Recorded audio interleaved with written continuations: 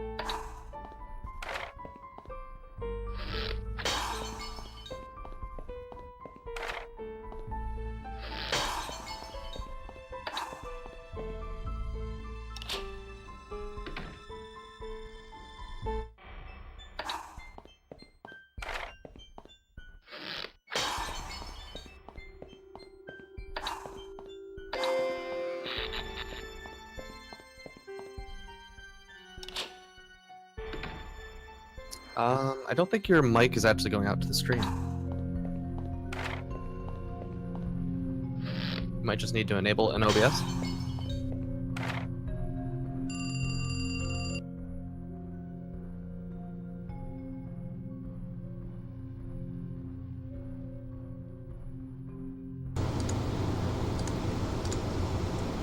Oh, look at that. See? Now there's like a big green meter there. It wasn't even muted. It just did not want to capture the mic. So what I'm going to do is I'm going to go back to the main menu. We're going to do this whole thing again. Light. Let me check the brightness. Bam. Bam. Bam. I'm going to reset the timer on my end. 3, 2, 1, go! Hey, just like nothing ever happened. This is lit for the Nintendo Wii. Lit just like Curse lit. So I do expect to see a whole lot of the Crystal emote spam in chat. And for this one, we're going to play as Rachel. And the game's the same either way. You just have character choice after you beat the game once. Rachel and her boyfriend Jake are trapped in their high school. And for whatever reason, the high school is just totally haunted. You'll be able to see all the little creepy crawlies, bugs and spiders and nasty things, and other kinds of undead creatures are scurrying about. And if I step out too far into the darkness, they'll actually just drag me down, and that's a game over. You can start the level over, things like that. These phone calls I'm going to answer, you don't have to listen to them, but in order to get the good ending, you do have to at least pick up the phone. And since we're playing as Rachel, the phone calls are coming from inside the school from our boyfriend Jake. When the roles are reversed, when you're playing as Jake, Rachel will call and she'll check up on you and she'll tell you about all the weird things she sees. Generally just tries to be encouraging to, make sure you don't give up. But the dialogue does get very, very creepy from Rachel. As you get further into the game, she gets more and more discouraged. She's pretty sure she's gonna die. It gets a little bit dark, a little bit spoopy. Jake's voice acting is a lot less dramatic. He's more just like, oh, Rachel, be okay. We're gonna be fine. And it's not even great voice acting. I would let one of the phone calls play out because it is pretty cheesy, bad voice acting. But the phone calls they actually play over the Wiimote. So the best I could do would be to hold it up to my microphone. It would not capture very well at all. But in order to escape the high school, and I'm going through the levels pretty quickly, but these are just like 5 tutorial levels. Nothing too crazy to talk about here. But obviously, if I can't step out into the darkness, I've got to use whatever source of light I can find to make a safe path for myself. All the electronic stuff is pretty basic.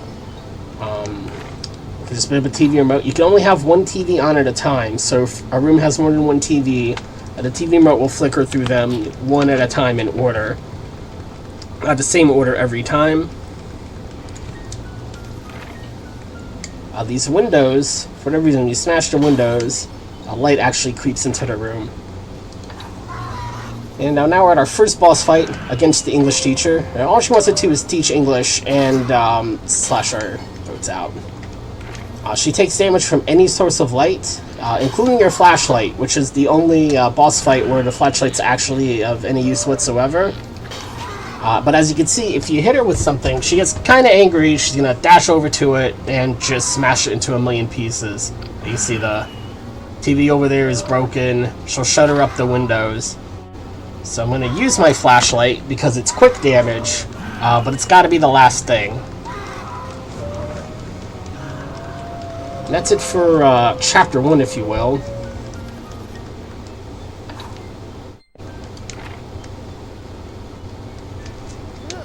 Oh. Well, I didn't mean to talk about it on this level, but cherry bombs are a little bit weird. They're not shot, they're thrown, so your arc and the angle of your throw kind of matter. They also have an area of effect. And they do break lamps, so you have to be careful. You really have to be careful where you throw your cherry bombs. If you throw it in the wrong place and break the wrong lamp, that's pretty much a do-over on the level. And you'll also see I'm taking the time to turn off lamps on this level. This meter at the top is tracking how much electricity I use. So from this level forward, you've got to keep an eye on it. Make sure you don't blow the fuse box, or you get to start the level over that way as well.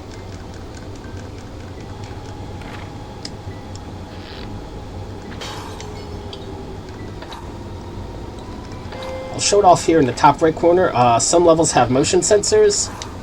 You shoot a slingshot, or you just generally walk by them. You set them off one way or another. It turns on a big flood lamp. That uses a lot of electricity. That room has 2 flood lamps, though, so you want to make sure you only turn on the one that you need. Otherwise, you end up just having to sit there and wait for one to turn off. Here's the phone. Come on.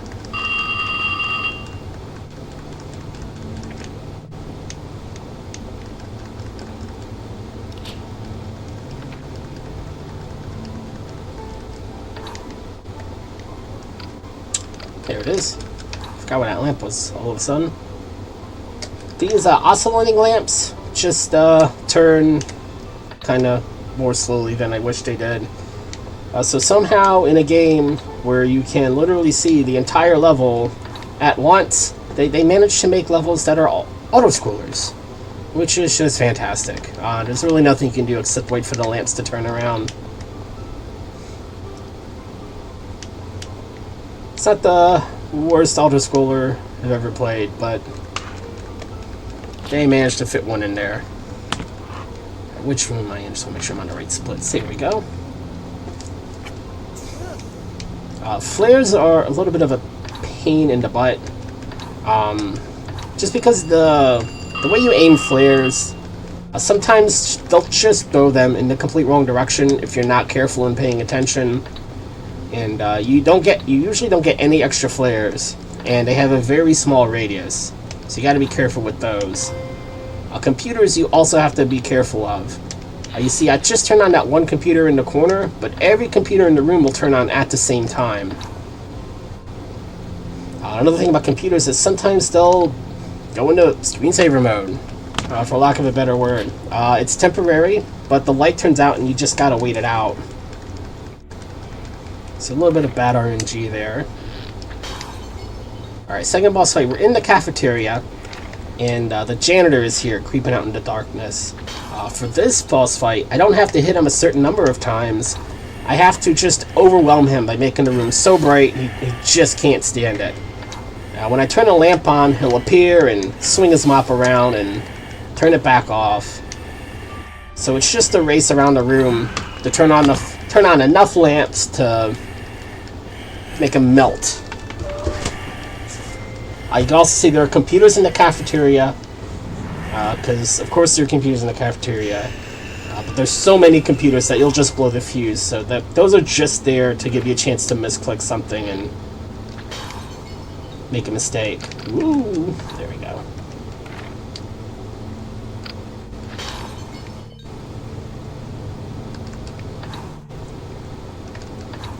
Backtrack here.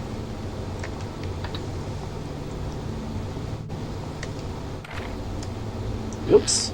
See, right there, you can kind of see what I meant about the aiming being a little less intuitive than it could be. When I push the Z button on my nunchuck, I missed the lamp.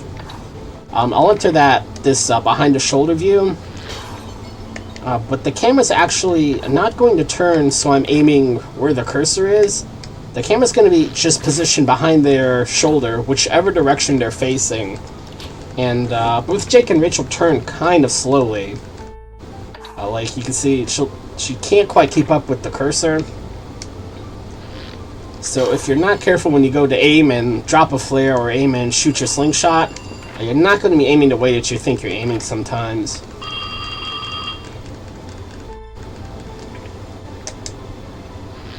There we go. Z. There we go.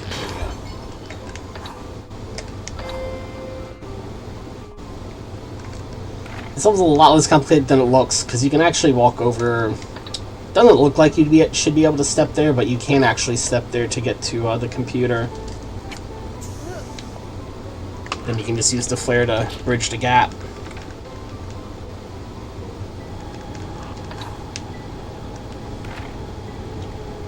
Here's where I gotta start being careful with my cherry bombs. There's a lamp right on the other side of the window, so I gotta throw that cherry bomb a little bit to the right.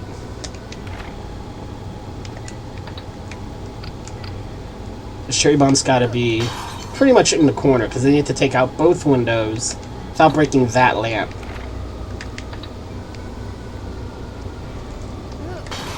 Ooh, that sounded bad. That was bad. I blew up that last lamp I needed.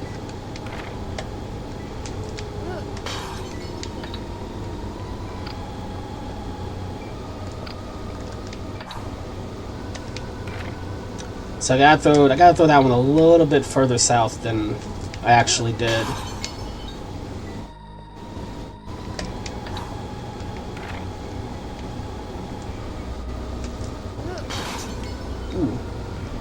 Ooh, come on! That's on the bottom wall.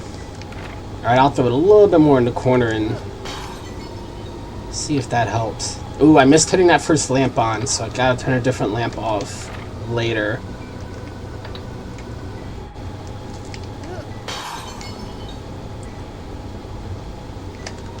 That lamp is being quite fragile today. There we go. All of that was to get this TV remote. Yeah, we're good. I've got enough lamps off. TV lights up the computer. That lights up the exit. Now we're finally out of here.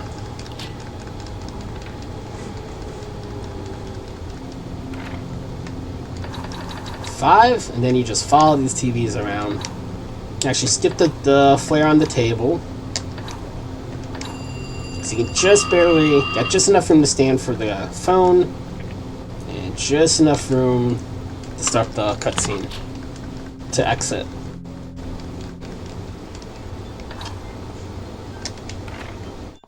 We're gonna skip about, say half of this level.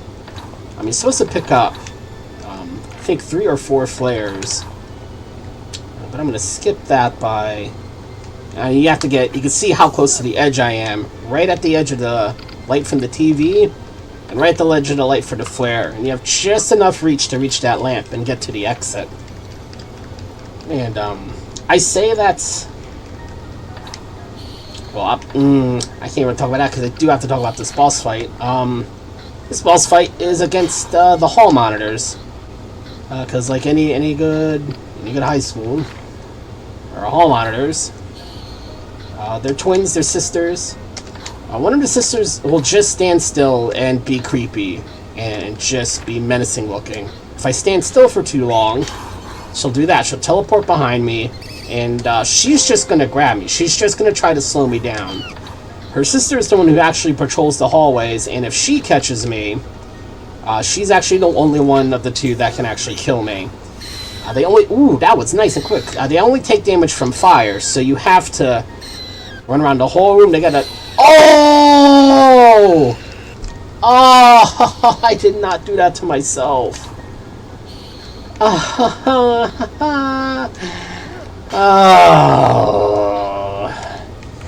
So what happened was the sister that patrols the hallways, she turns off lamps as she goes, and as she ran to help out her sister, and walk into the flare and finish the boss fight, she walked by the lamp I was standing next to and turned it off and killed me.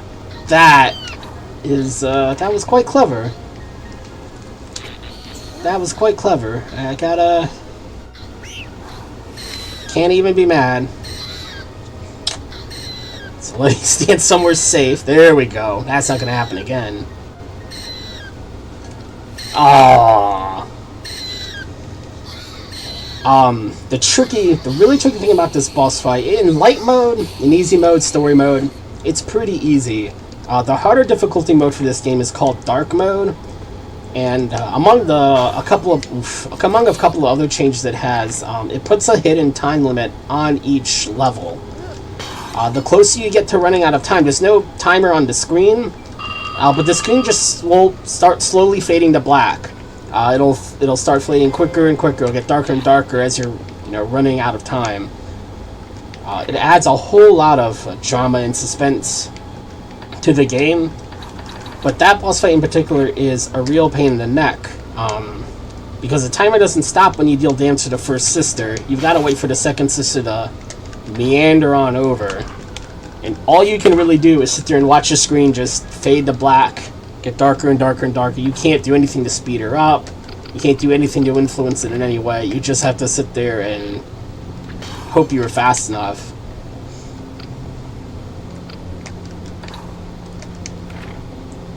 Turn off the lamps. This is a bad level to forget to turn lamps off for. You have to do a fair amount of backtracking, because... Hold on, let me not forget anything. 8 clicks. Okay, in the middle of the room, I'll show it off now, are all of these blackboards that are blocking me from moving around, but also blocking my slingshot. So there's a lot of backtracking.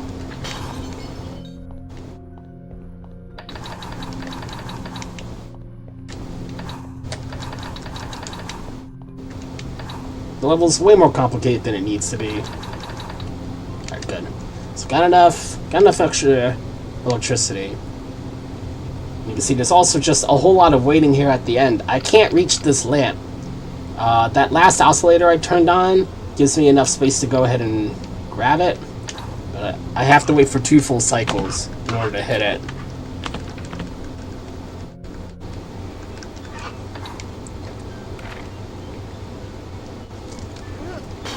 Alright.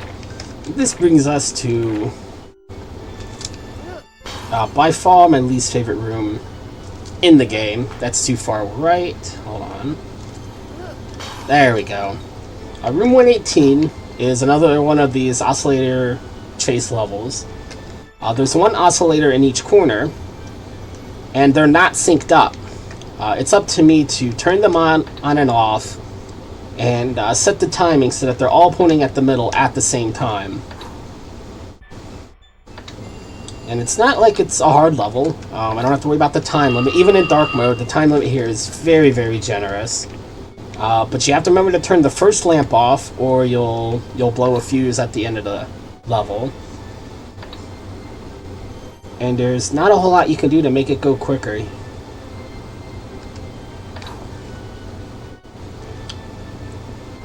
Just kind of gotta wait out all of these cycles.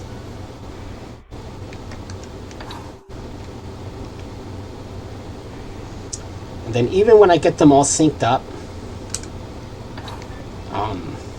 just because you could see this kind of smoky, misty effect they have going on, it's a great look, but it kind of covers up where the safe spot to walk there is. So it's very easy to... Oof, that was close.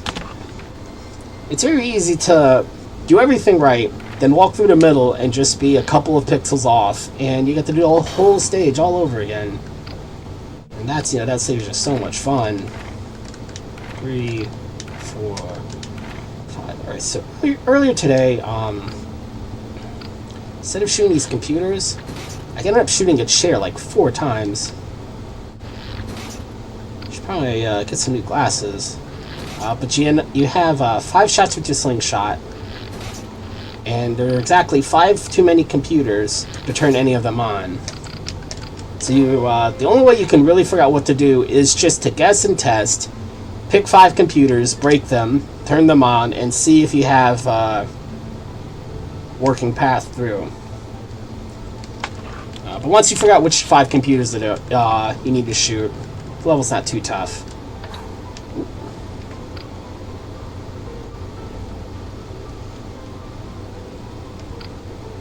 Come on.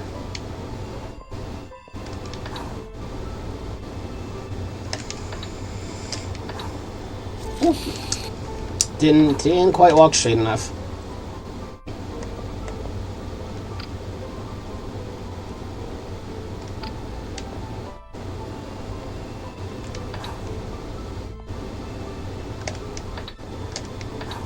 There we go. Turn that lamp on.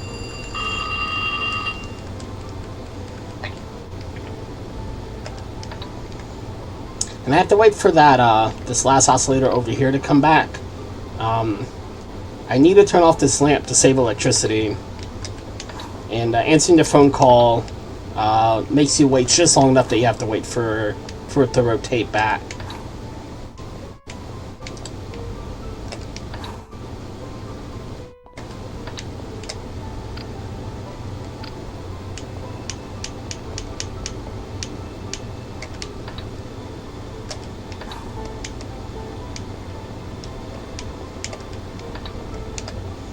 And I have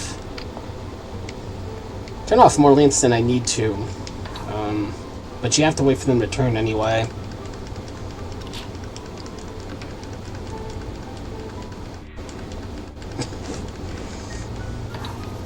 Ooh. Alright. So this boss fight is against, okay, move. Coach. We're in the gym. The coach is here. He looks a little bit different than we remember. He's gonna take those red dodgeballs out of his belly and throw them at us. And these dodgeballs are, I don't know if they're made out of lead. I don't know what's up with them, but they will just kill you in one throw. What makes the dodgeballs even more infuriating? Throw the flare! What makes them more infuriating is the rebounds. Even when they bounce off a wall or something, they will still kill you. Oh, I hit the lamp anyway, to be honest, so no big deal. But the rebounds will still kill you. I blew the lamp again. These cherry bombs are the worst. There we go. The balls are actually... the dodgeballs will kill you until they bounce off the wall and then bounce off the floor.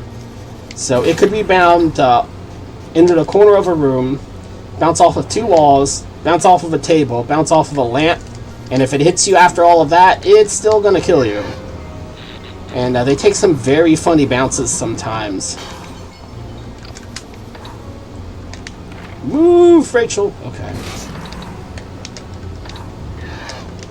But after you deal damage to him by hitting him with some sort of light source, he gets stunned, he gets mad, and when he yells, he breaks all of the electronics in the room that are still turned on. He's also invulnerable to damage. He's got iframes, I guess.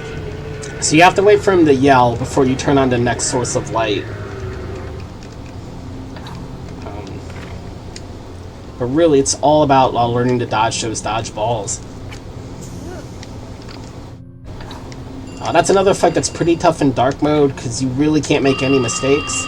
But playing casually, it's really not that tough. You can kind of take your time and dodge out all the dodgeballs you need to. You don't have to worry about going fast, but...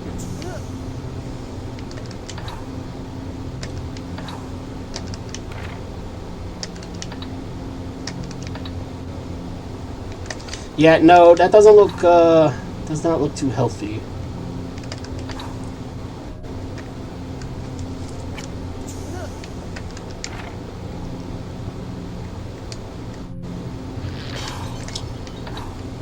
Here again, you can see we're at the max of the Fubus box. Ooh, that's we're good. A little bit further south than I was hoping. We have one more lamp to turn off. Or rather, we had one more lamp to turn on, so I had to turn another lamp off before I could exit.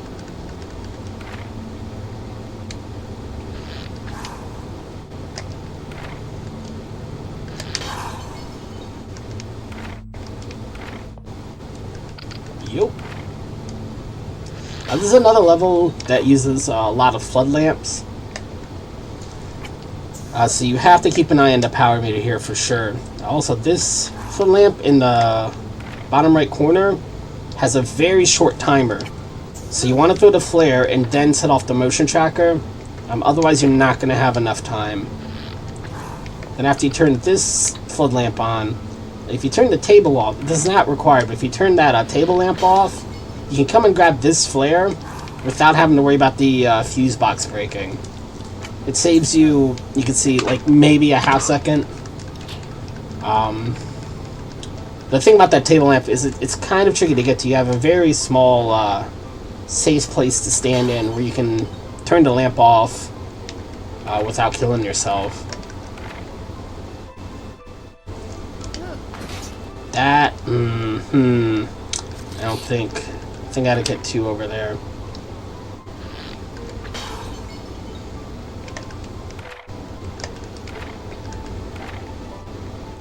I think I could have made up for missing one of those computers on this throw, but I don't know that for certain. Ooh. Man, these walls on the bottom part of the screen are kicking my butt. I broke the wrong computer at some point, apparently. There we go. There we go. 3. Okay.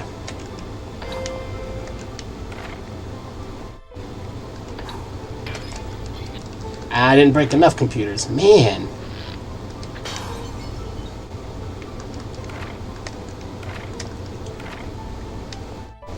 Chuck.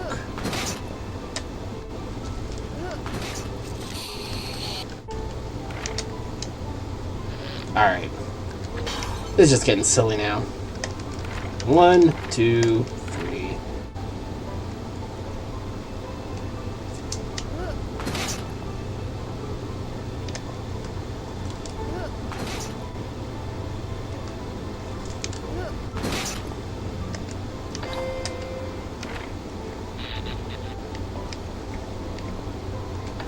Just gonna wait it out.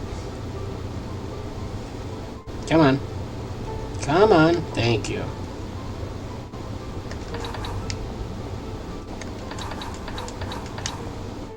There we go.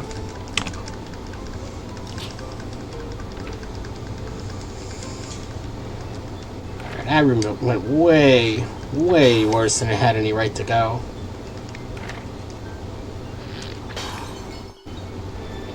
This room looks a lot like a room near the beginning of the game. I think it's the 5th stage. They're pretty similar. We're just going to be smashing a whole lot of windows.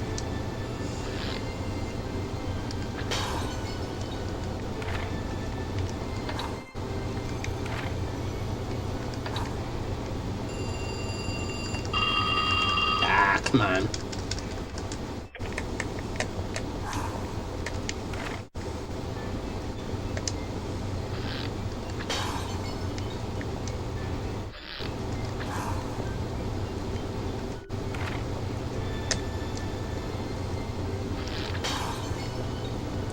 Ooh, I just thought of something. Actually. Oh no, it's the computers. It's the computers that make it too much.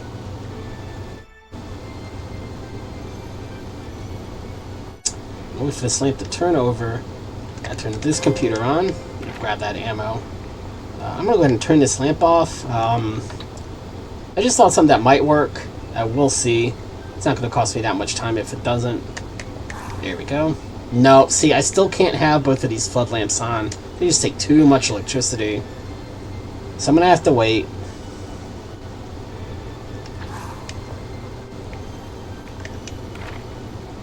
And going back, I'm gonna have to wait again. The flare is the only thing you need to reach the exit. It's just buried behind all of the other puzzle mechanics in this level. Oh. See, I had a target on the door, but Rachel hadn't bothered to turn around yet. You only get one chance with that flare.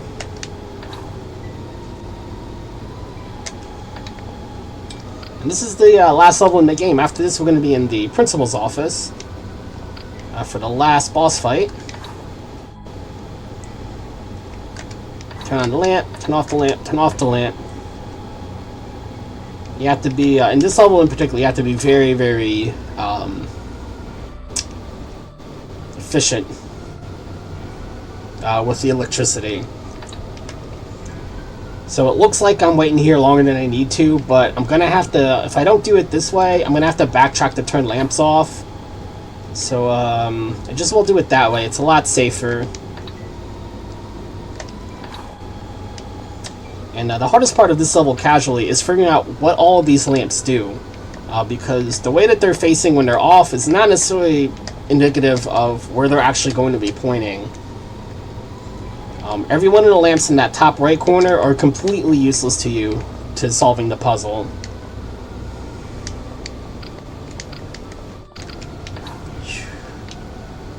It may not look like it, but that last lamp I turned on is like the toughest lamp in the game. It's right behind the blackboard, so the camera gets blocked off. It's in the shadow. It's kind of hard to see.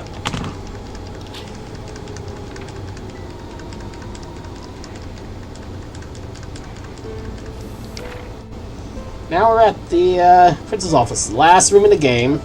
That shot right there is why you have to run on the US version that has some pretty bad controls, if I'm honest. The control scheme is not the greatest. But in the US version, that first cherry bomb can hit both windows and deal damage, which you can't do in the EU version. This is the last hit. That's time. That was only 15 seconds overestimate. Thanks to You're underestimate. awful computer lab. Now, I had my timer run. I know what happened. I'm sorry. But the rest of the run, other than those two computer labs, didn't go too bad at all. Especially that principal fight can be a real pain in the neck. That first cherry bomb has a very small window. And, of course, this was the good ending. And the ending is over. That is the ending. Everybody's happy. Everybody's alive. Everybody is still human. And that's it. Then you roll credits. And just the last neat little kind of spooky mechanic. The credits are hidden. You gotta use your flashlight to see both halves. Not a big thing, but I thought it was kind of neat. And that is lit. GG, man. Thanks for the run.